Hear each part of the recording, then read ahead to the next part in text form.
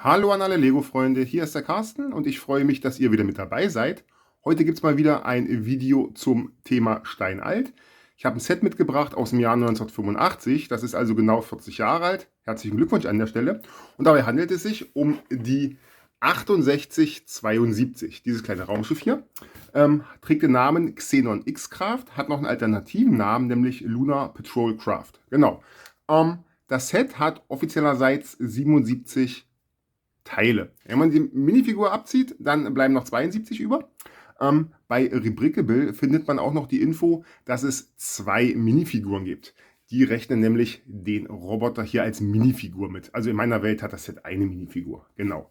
Aber gucken wir uns das Raumschiff mal ein bisschen genauer an. So, das ist eine grundsolide kleine Konstruktion. Das Cockpit kann man natürlich öffnen. Und man kann den Astronauten da reinsetzen. So, Klappe zu. Dann kann er losdüsen. Das Raumschiff ist relativ stark bewaffnet. Hier vorne Laserkanonen. An der Seite denke ich mal, das sollten auch Laserkanonen sein. Was ich cool finde, sind hier diese Schwenkflügel an der Seite. Hier hinten gibt es noch eine Klappe, die ist beidseitig. Da kann man halt Sachen verstauen, die man halt vielleicht so auf fremden Planeten findet. Genau. Die originale Verpackung kommt mal wieder mit 4 B-Modellen daher, was ich natürlich total cool finde. Ja, und deswegen würde ich sagen, dass wir uns diese 4 B-Modelle jetzt mal etwas genauer ansehen wieder. So, und da habe ich das erste B-Modell auch schon zusammengebaut. Das kommt laut dem Bild der Verpackung ohne die Minifigur aus und auch ohne das größte Teil vom Set, nämlich ohne die Cockpit-Abdeckung. Es handelt sich dabei schlicht und einfach um diesen offenen Gleiter. Ich finde ihn ziemlich gelungen, der gefällt mir. Der hat hier in der Mitte Platz für eine etwas veränderte Version des Roboters. Der kommt hier rein. Ja, und dann kann er losfliegen. Vorne dran hat er diese beiden großen schwenkbaren Kanonen und auch noch ein paar Greifarme. Hinten wieder ein ziemlich cooler Antrieb und dann geht's los. Dieses B-Modell verwendet natürlich bei weitem nicht alle Teile des Originalsets, ist aber auch gar nicht notwendig. Ich finde das trotzdem eine ziemlich gelungene Konstruktion. Damit kann man echt ein bisschen Spielspaß haben. B-Modell Nummer 2.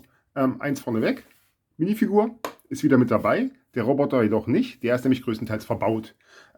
Ich finde das eine ziemlich schwache Konstruktion. Das Ding steht nämlich nicht.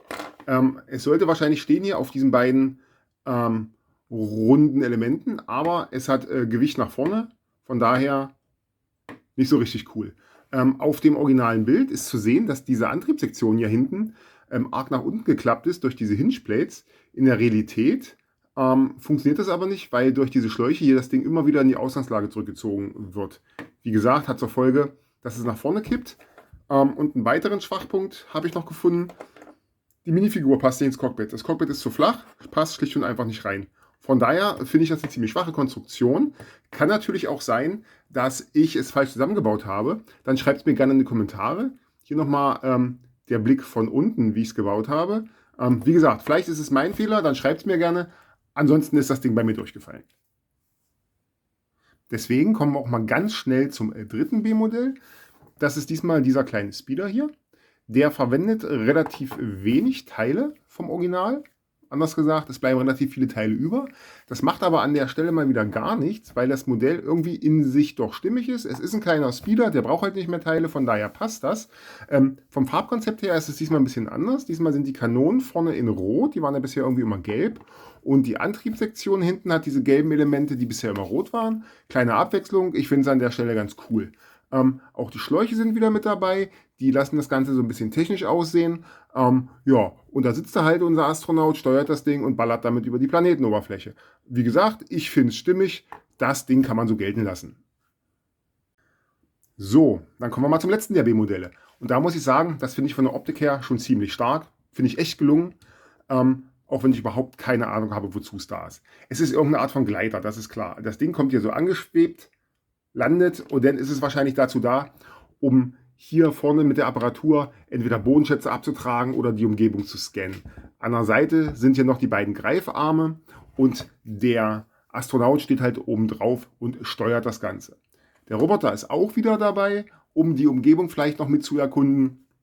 Und dann ist das Ganze in sich auch stimmig. Was ich echt cool finde, ist, dass fast alle Teile verbaut sind. Es ist wirklich bloß eine ganz kleine Anzahl von Teilen über.